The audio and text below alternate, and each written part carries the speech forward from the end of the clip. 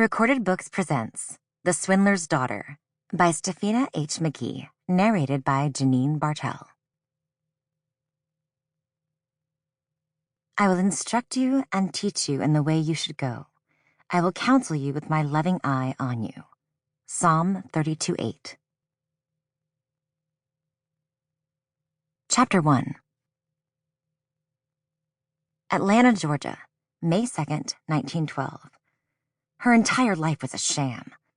Somewhere deep inside, Lillian Doyle had always suspected there was more to the story she'd been fed since childhood. Yet in that moment, as Mother lifted her chin in defiance, Lillian longed to be wrong. The solicitor's stuffy office smelled of stale tobacco and pomade, neither of which helped Lillian's roiling stomach. She and Mother sat in matching leather chairs across from Mr. Riley, who regarded her from behind round-rimmed spectacles. As you can see here, he jabbed a bony finger at the paper on the gleaming desk between them. Mother maintained her poise. Yes, of course. Her honeyed tone dripped from lips used to forming deceptions. And she is to inherit everything, you say. As he had no wife or legitimate children, yes. The words landed with a crushing weight, shattering the last bits of the veneer Mother had maintained for so long. No wife. No legitimate children. Just Lillian. Mother's glance warned her not to breathe a word. She couldn't speak if she'd wanted to. What did one say to finding out a dead man had died? If that were not scandal enough, however, it would seem Mr. Floyd Jackson had bequeathed the sum of his earthly possessions to the sole care of his estranged daughter, whom he'd never met. A strange whooshing noise filled her ears. He'd been alive all this time.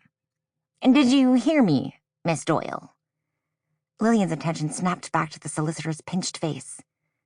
Sorry, sir. He tapped his finger on the desk again. You have claimed Mr. Jackson's portion of the business as well as his house and furnishings. The solicitor in Dawson County will assist you further.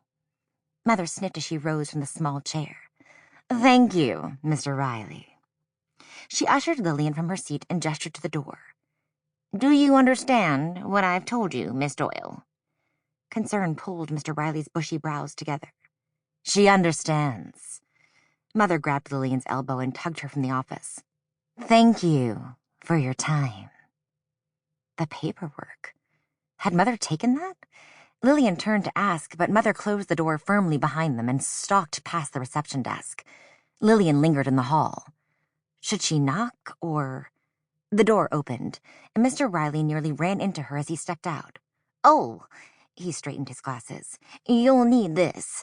He glanced behind her, clearly looking for her mother. He lowered his voice, though Mother had already headed for the front door. Are you all right, Miss Doyle? Yes, sir. It's a bit of a shock, is all. Lillian accepted the paper that announced her father's death from an apoplectic attack. In prison. A knowing look entered the man's blue eyes, followed swiftly by pity. If you have any questions, please feel free to stop by again. He scurried back into his office and shut the door before she could reply. Lillian stood there a moment longer before tucking the page inside her skirt pocket and hurrying to catch Mother.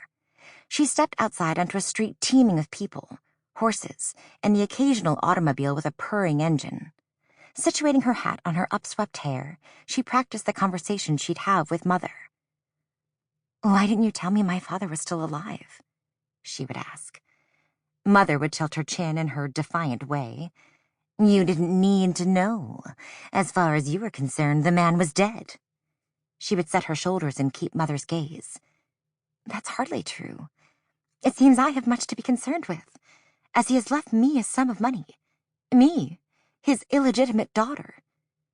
Faced with the unveiling of the truth, Mother would apologize and explain that she had been protecting Lillian all this time. Then Lillian would say... She blinked, unable to think where the conversation would go next. So much depended on how Mother responded. What else had she lied about? How did he know where to find us? The question darted from her lips before she could stop it. Not on the street. Mother had the Sample complete. Ready to continue?